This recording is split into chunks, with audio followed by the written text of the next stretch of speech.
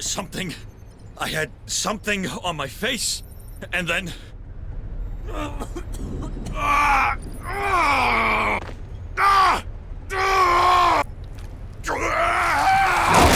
the hell? It's been a hot minute since my last review, and after an insane event that was PAX Australia, my kid got me sick not once but twice, I started working on some more Warhammer, I bought some more Lego, and I contemplated for a good while what should I review next. And I went through some comments looking for some recommendations, but after reviewing Aliens Fireteam Elite, Colonial Marines, and Alien Isolation, I've had more than a few comments that I should take a look at Aliens Dark Descent, a game that is completely different compared to the previous Alien games like the survival horror game, a multiplayer PvE shooter, and whatever Randy Pitchford gave us. This is Lieutenant Gorman of the Colonial Marine Corps.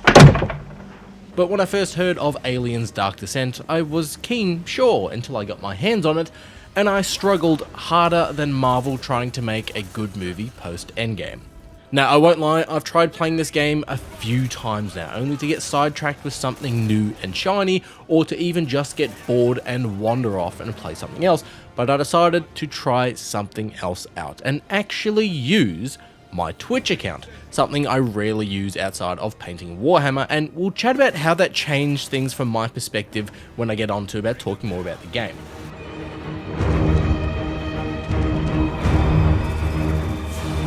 But what is Aliens Dark Descent? Well, it's developed by Tinderlost Interactive and released back in 2023. Now, Aliens Dark Descent is a squad-based single-player action game.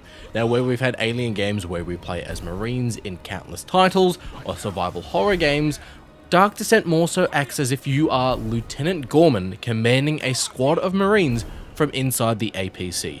You kids are soft. You lack discipline. I've got news for you. You are mine now. But what's the story of Aliens Dark Descent? Well, it takes place in the year 2198. That's 19 years after the events of Alien 3.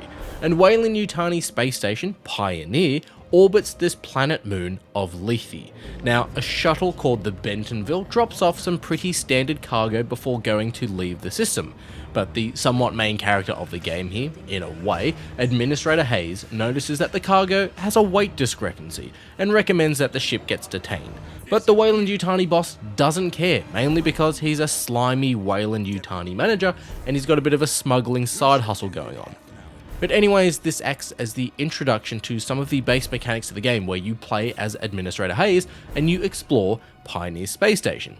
You'll then find that an alien and a heap of facehuggers are on the station, which was the cargo that the Bentonville dropped off. And in a similar aspect to Alien Isolation, the station turns to chaos. So with this, Hayes realizes that the Bentonville dropped off the cargo and then there is more cargo remaining on their transport, and activates the planetary quarantine system. But this quarantine basically means that any ship in the system besides Pioneer Space Station is targeted by this quarantine effect. And well, what is the Weyland-Yutani quarantine effect? Why, it's blindly firing rockets at anything that isn't the Weyland-Yutani Space Station that is leaving or entering the system. Now, this quarantine effect takes out the Bentonville, but it also destroys a run-of-the-mill freighter and the Colonial Marines ship, the USS Otago, which causes the ship to crash land back on the moon planet of Lethe. Now, the character you're playing as, Administrator Hayes, is then saved by a squad of Marines led by this character, Sergeant Harper, who happened to be on the space station at the time, which was very lucky, and then retreat back down onto the moon of Otago to find out if anyone survived, the overall condition of the ship, and how do we leave the planet if it's stuck under a quarantine. We find though that the senior officers of the Otago are killed in the crash. Sergeant Harper is then the commanding officer with no clue in really what to do. All communications have been cut off and the Otago is in pretty shit condition. And the Weyland-Yutani Administrator Hayes now acts as an intelligence officer. Now this is the turning point of the game where you stop playing as Administrator Hayes, and in a way you do play as Sergeant Harper, commanding a squad of Marines. Now the overall story here is to go to the nearby colony of Dead Hills, look for survivors, and find a way off the planet. It's pretty straightforward, pretty standard stuff. And naturally, as you progress through the story, there is plot developments, new enemies are introduced that aren't just Weyland-Yutani commandos wanting the xenomorph, but there's also new environments to explore, like mines, returning to Pioneer Space Station after the initial xenomorph outbreak, and the last sort of environment of the game is actually really impressive. Whoa, whoa, whoa.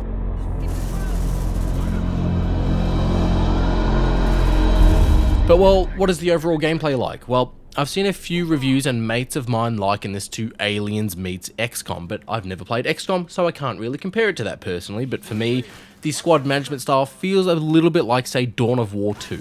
But rather than multiple squads and linear missions, we've got one squad we manage where the Marines will have different weapons and abilities, and more of an open map for exploration, side missions, collectibles, and looking for materials and such.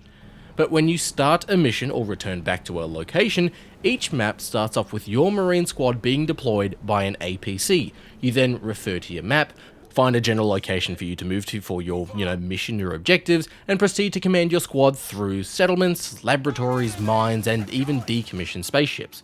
Now, at the bottom of the screen, you will see each of your Marines with their health, their heart rate, which relates to their stress, the weapon they have equipped, the ammo count in their magazine, and it wouldn't be an Aliens game without a motion tracker, which here works as your minimap, but also signs of nearby danger. The combat, pretty straightforward, where Marines will shoot aliens or enemies when commanded to, and the aliens are obviously pretty dangerous and fast, dashing and attacking at close range, so you want your Marines to focus fire and take them out before they get close. But the combat and alien engagement as well isn't necessarily scripted, it more so naturally ramps over time. How it works is when you arrive at a settlement or you deploy your Marines from the APC, you'll notice this little hive tracker at the top of the screen. Now this is the alien hive's awareness of your presence. Now at first, it'll be on easy, but the louder you get, the more this will move up and scale, ramping the difficulty. So when you first arrive at, say, the Dead Hills Colony Outpost, it will start on easy, and there's a handful of aliens that roam around just patrolling out the place. But if you decide to shoot your way through any alien that appears, the hive will start hunting you and go to your last known location and scope out the area. The more you fight the aliens, the more they spawn and hunt for you, and the tougher the game gets. Now, as the hive tracker moves from, say, easy to medium difficulty, the hive will then periodically send out hordes of aliens to take you out. And you can't hide from them, you do need to fight your way out. You place up sentry turrets, you set up some choke points, you stand your ground until the wave of enemies are done. It can get pretty tense, but you do also get a 30-second heads up of, hey, there's a horde coming your way, set up shop and get ready. Not ready! Most importantly to note though is that there are resources for your Marines and they are not infinite. You have an ammo counter, you have a tool counter, a medic counter or medkit counter, and a counter for any sentry turrets you might have. If you run out of ammo, you're then using your sidearm, which is obviously not as powerful as your primary weapon. If you run out of medkits, well, you could suffer damage to your limbs and then you won't be able to run, or you won't be able to use your primary weapon if you've damaged your arms, and that even doesn't matter if you have ammo. You will then move to your sidearm because your primary weapon's too heavy. You can even have Marines take damage and fall into a coma, like Gorman in Aliens, and then you'll have the option to lift and carry those down Marines back to the APC. And depending on how far away you are from the NPC, and how alert the hive is at the time as well, it can actually be a bit of a nightmare. Now, if you've got multiple entry points to a room and a horde's coming, well then you can set up some sentry turrets, but it can get a little bit dicey. And the sentry turrets too need to be reloaded when they've run out of ammo, which will then take away from your ammo resource. Or they can actually be damaged and then need to be repaired, so the toolkit icon will actually be used to repair the sentry turret, but it can also be used to hack into certain doors, to also, more importantly though, weld doors together to lock yourself into a room as a way to, say, slow down aliens if they're charging down a corridor, or if you're sort of trying to avoid aliens, you can lock down rooms and create yourself a bit of a safe house, which does become an important aspect of the game when it comes to managing your Marine stress. Now, from constant combat, going through a hive, or even negative perks that your Marines might have, your Marines can get stressed out, and from this they can waste ammo, they can lose accuracy, they can waste resources, so you need to find a way to manage their stress. And it can be done in a couple of ways. Firstly, you can use a medkit on a Marine to basically get them to pop pills to calm down. But I found this wastes a medkit resource, so you're using a medkit to pop pills to remove stress, but you can find yourself then without any medkits to heal or to wake up a Marine who's in a coma. But you can also then just shut yourself into a room, weld the doors, and then command your squad to rest up, which will calm them down, heal any bleeding effects your Marines might be, say, having from hemorrhaging wounds, as well as restore your command points, which I'll get back to in a minute. And some Marines even have a perk where they can scavenge for ammo anytime they rest, so it can give you a bit of ammo if you need it as well. But as you can see, the game is sort of this top-down squad management game where at any time, you can slow down or flat pause the moment of combat to issue your Marines with commands like use the grenade launcher on the pulse rifle, lay down suppressing fire in a certain direction, place down mines, set up sentry turrets if you got them, use shotguns and flamethrowers. Basically, special skills can be used in the command menu, and each of these require command points, unlike say ammo or other resources.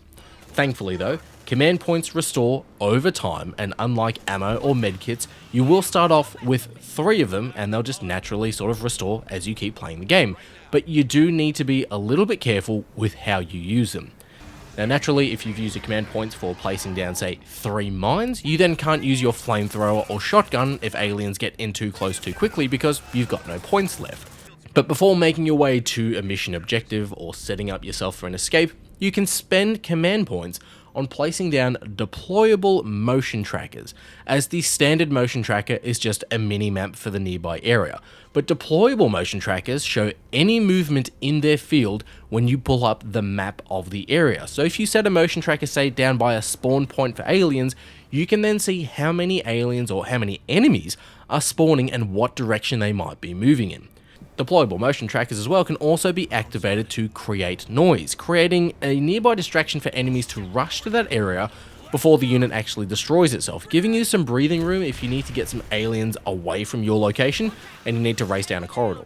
You've got to turn around right now before it's too late! Sucker! However, you can also extract from a mission at any time in this game by returning to the APC, as the mission structure here isn't do a mission, go back to the APC, load up the next mission. Instead, you are given a mission chain to complete in the area, and you can complete the mission chain in one run if you want to, or you can split it up and return back to the Otago at any time, which works as your base of operations. Now, returning back to your base lets your Marines rest. You can also spend resources that you find out in the world on new weapons, upgrades, perks for your squad, as well as your Marines can level up, they can learn new class abilities, and each Marine will start off as a recruit with a pulse rifle, but as they level up, they can become a medic who can revive a Marine who's been put into a coma, a sergeant who inspires the squad and sort of helps managing the stress and recharges your command points quicker. You've got a recon sniper class who can use a sniper rifle, take out enemies from afar, and then even upgrade that sniper so then you can put a suppressor on it so then you won't make any noise when you shoot an alien at a distance and you won't alert the hive. Heavies, well, they've got the smart gun, and it's actually pretty damn useful for a class to sort of, a heavy to have a smart gun, because you're going to lay down a lot of suppressing fire. Then you will also get the tech nerd class who can hack into doors, and they'll actually have a portable drone as well that you can use to scope out an area. And I won't lie, I found the drone a little useless until the second last mission of the game where I just wanted to scope out a room. But it'll get harder to manage your Marine stress, their resources. The hive activity doesn't reset when you rest in a room. The only way the hive activity resets is you have to go back to the Otago. And the game stresses that sometimes it's better to return to the Otago and come back with a fresh squad rather than pushing on while the alien aggressiveness ramps.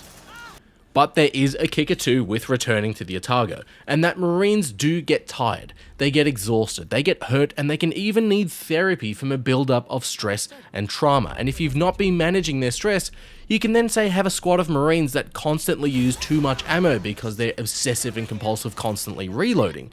And the thing to note with that as well is, if you've got a squad of Marines that you constantly use and they've been upgraded with new weapons and skills, And if they become hurt, exhausted, and you're sort of forced to actually use another squad because your squad mates are unusable because they're just that exhausted, you then have a squad of Marines who are all fresh-faced rookies, and then you'll go from, say, having 6 command points that's pretty sort of giving you some options in combat to then going back down to 3, not having the smart gun, only having the pulse guns, not being able to revive people if they go into a coma, and having to carry everyone back to the APC. It kind of changes the flow and dynamic. So returning to the Otago and having a few Marines to swap out is kinda needed. The other thing to note too is you can only deploy your Marines once per day, as there is a small day-night style system here in the game. You deploy your Marines, they do a mission, and when you return back to the Otago, you then need to move to the next day.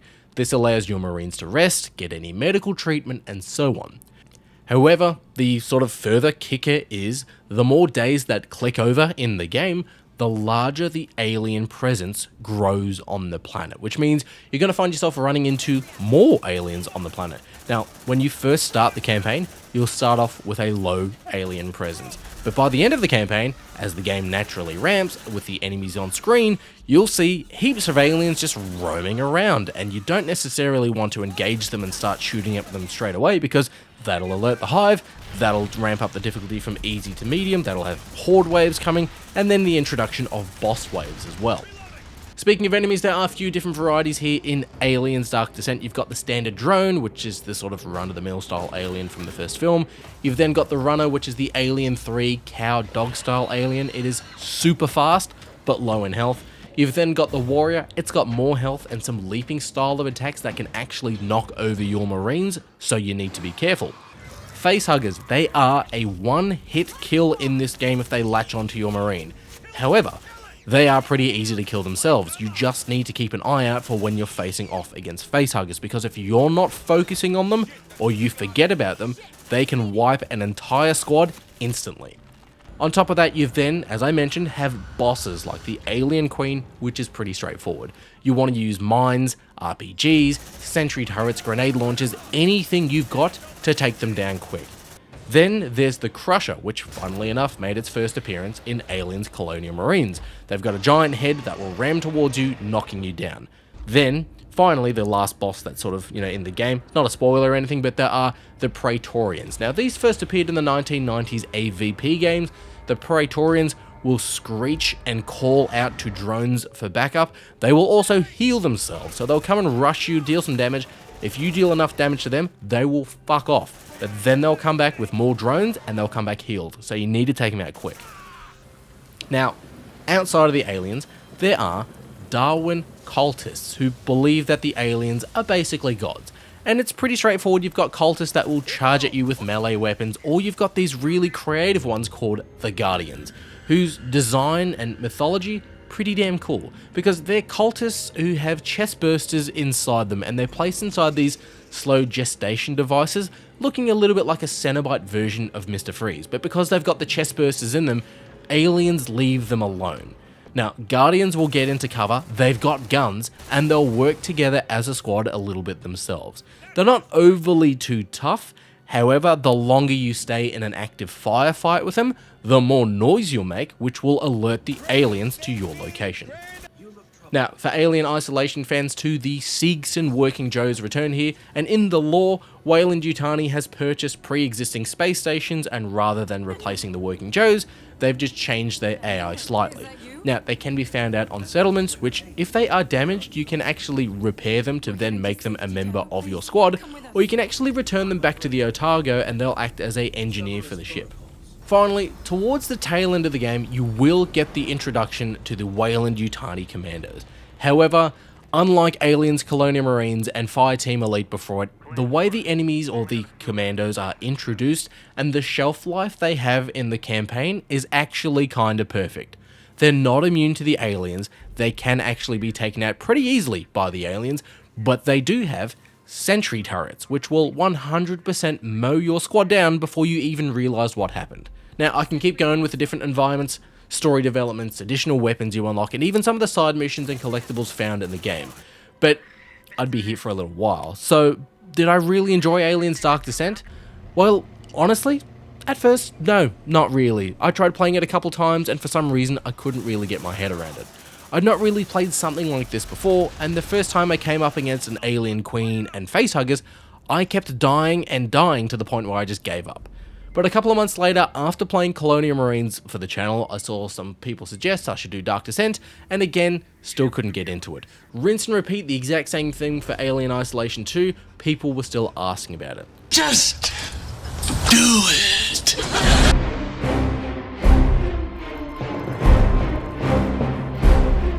But what really worked for me this time is playing Aliens Dark Descent on Twitch. And I think that sort of had me connect with the game a bit more because I was renaming and customizing my Marines for those who would jump into the chat on stream.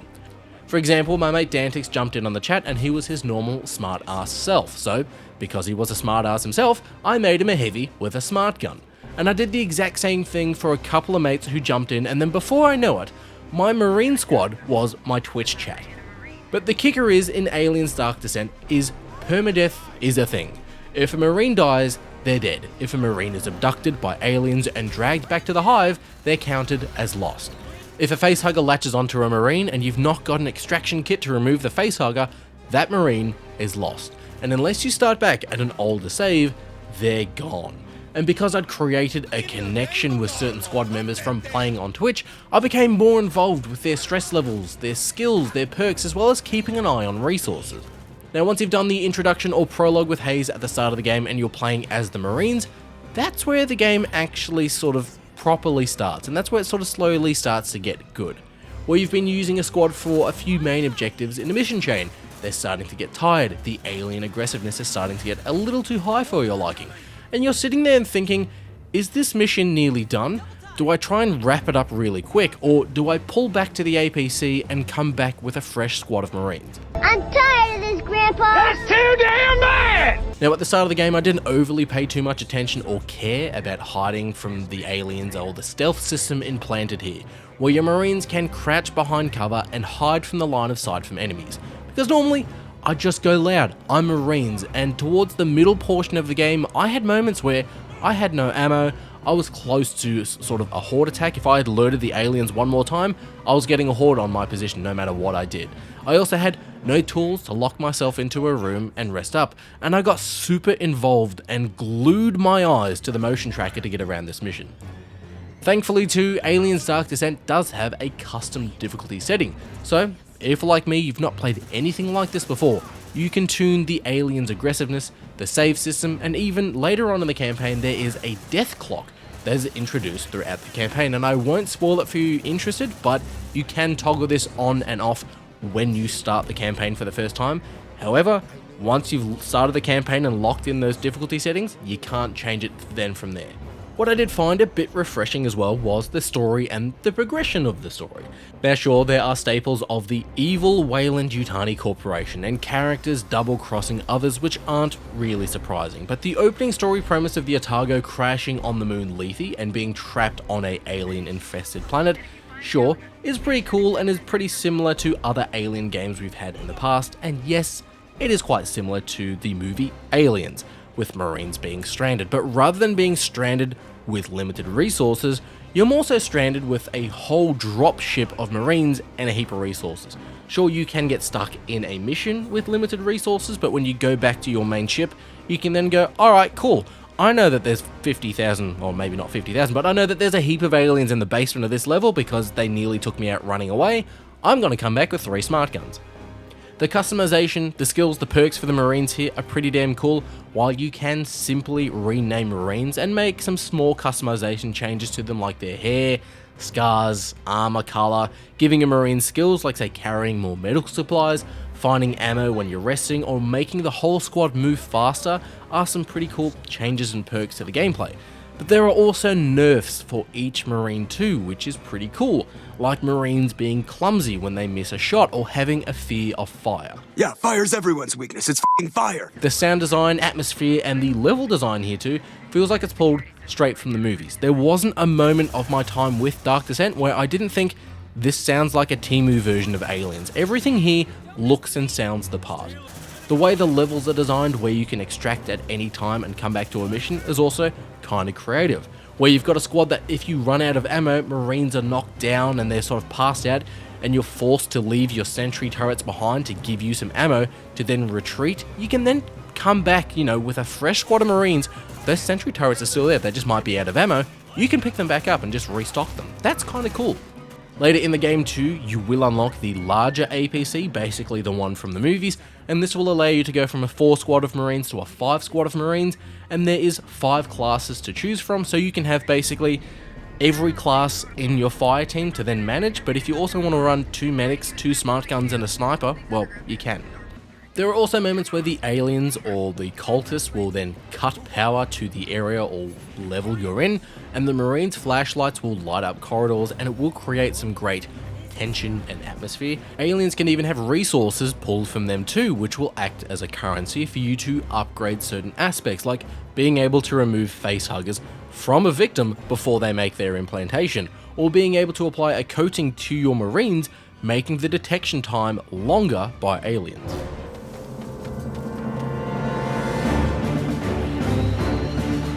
However, not everything about Aliens Dark Descent is great. Now, I'll avoid spoilers for those of you interested. However, the last mission of the game is pretty damn shit. The environment and setting is fantastic, but for a game where we level up and grow our Marines with special skills, perks, and unique weapons, it's all thrown to the side for the last mission, where we don't have any ammo counters, no health bars, no command points, and it's not really a satisfying level. The game starts too with you playing as Administrator Hayes on a Weyland-Yutani space station, getting a grasp with the controls before Pioneer Station quickly becomes overrun with aliens and facehuggers. Now, before you know it, you're introduced to Sergeant Harper and the Colonial Marines, and then you get a grasp for how the game actually works. But the introduction and prologue of the game is so slow and so uninteresting, and honestly turned me off from playing the game for this channel a few times. During the prologue, you're introduced to the stealth mechanics of how to hide and sneak past an alien, and if you fail this as Administrator Hayes, it's game over and you need to try again, and again, and again, until you get it right. Ah, horse shit! But see, the stealth system, while it is here as a Marine, if you are caught by an alien when you're trying to hide from them, you have weapons to stand your ground with. If you're out of ammo, you have a sidearm. You have command points to use a special weapon. You're also not dead after getting hit once.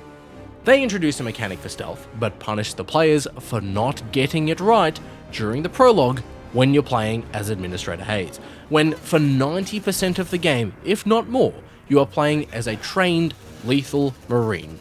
And when this instant death style system makes an appearance once more later in the story, it still doesn't overly make sense. And again, I'm not going to go into spoilers here, but if I had experienced a close encounter and survived with an alien, you better believe for the rest of my life, I would be walking around with a sidearm at all times.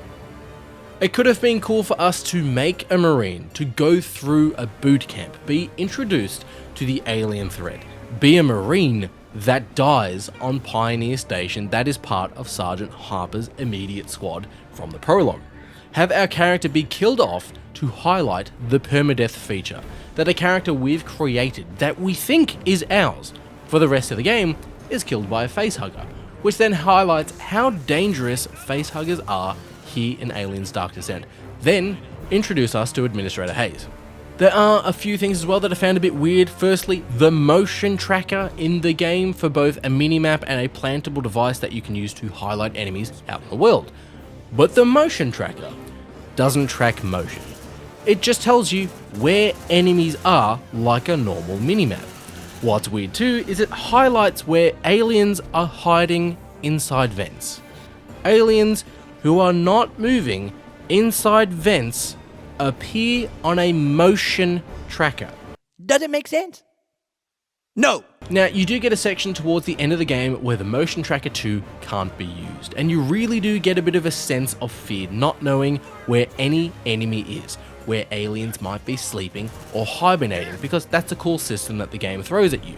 But I found during this portion of the game, I could plant deployable motion trackers, and in one moment it worked where I could pull up my map, look at where I put the motion trackers, and it would ping where enemies would be. But then like 20 seconds later, without sort of saving, without resting, without turning off the game, that sort of ability no longer worked for whatever reason. Might have just been a random bug. But what could have been cool with the motion tracker is give us enemies that say, like, let's say use chest bursters. They appear in this game's codex as an enemy variant, but don't actually appear outside of them just bursting through a colonist. But let's say they're a non-interactable or non-dangerous threat in this game to the Marines at all. It's a chest burster, all they want to do is run and hide. But their movement would set off the motion tracker. So when you think there are aliens darting around the map, no, that's just a chest burster trying to run, hide, and grow. I can't believe I'm saying this, but that's not a bad idea. Probably though, my final bugbear is that while this game is made to be played on PC, and sure, you can play this on console, I'm sure it works, but it works wonders for PC, but you'll be clicking and commanding your squad to move to different positions nearly constantly at some points. And your sergeant or your senior Marine will constantly be saying lines like, "Let's move Marines," or "double time," and it removes tense moments for the game when you try to play it quiet and then they just blurt out and yell out a line. It kind of breaks immersion, and I also kind of sort of broke myself too a little bit because there's so many moments in this game where they will just quote the Aliens movie way too much. It's like they went to Sergeant Apone's class of English or something. What are you waiting for? Breakfast in bed? All right, sweetheart, so what are you waiting for? Breakfast in bed?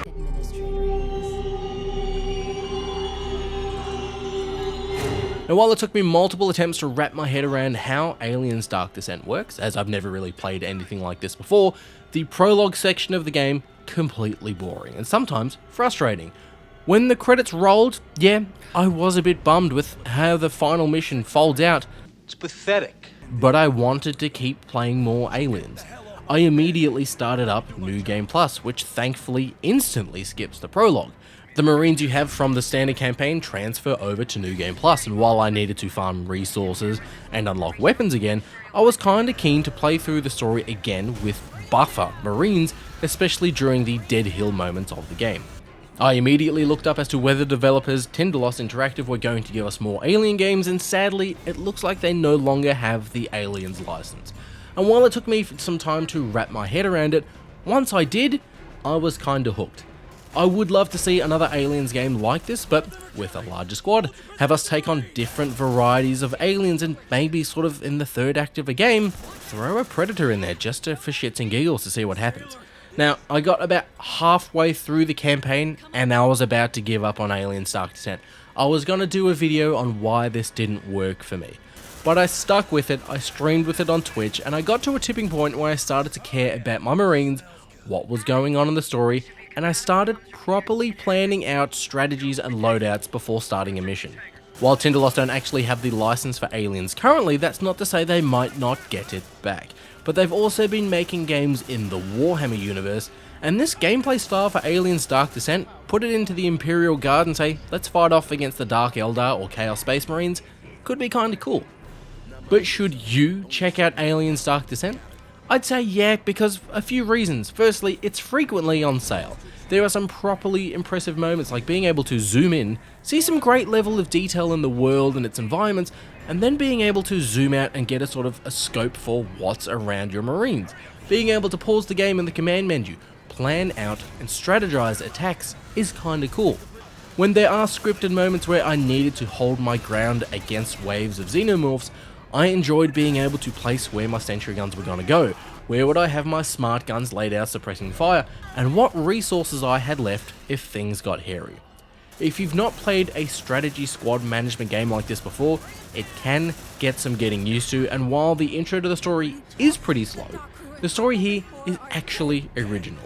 While there are regular and non-surprising plot beats with Weyland-Yutani, they have a new creative story here with Sergeant Harper, which I won't get into, but most importantly, it looks like Aliens, it sounds like Aliens, and it feels like Aliens. But whether you think Aliens is a better film than Alien, or you're wondering what will Disney do now after Alien Earth and will they do a season 2, always remember to play with each other and play with yourself.